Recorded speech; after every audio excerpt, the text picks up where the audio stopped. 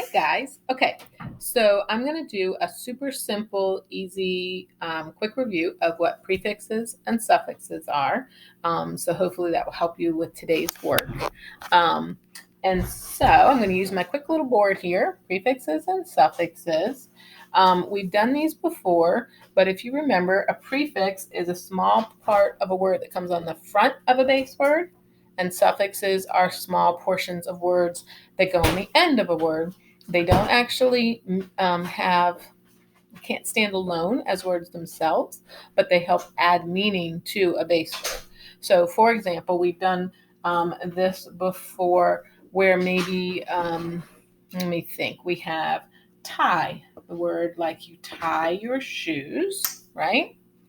And if you do not have them tied, they are not tied, you could say they are untied. Okay, she had to untie her shoes. So the un is the prefix, which gets put on the front of the base word tie. All right, so this is the base word, and I'm sorry for this.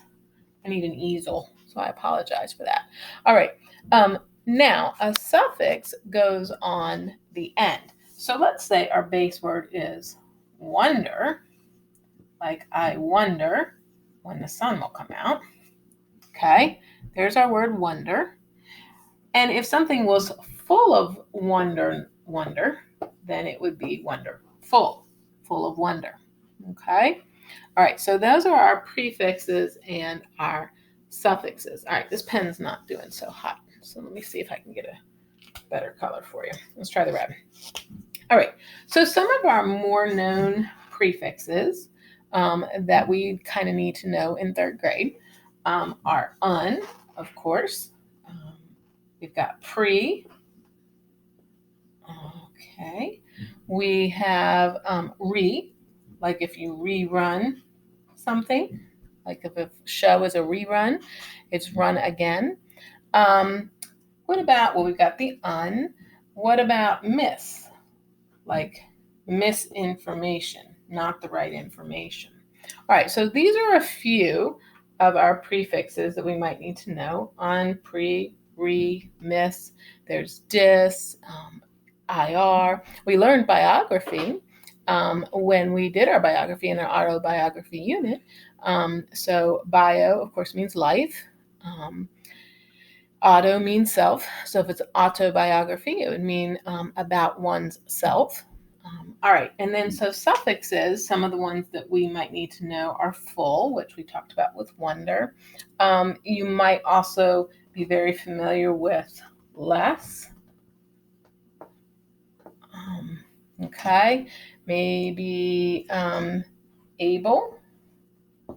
Okay, maybe ness.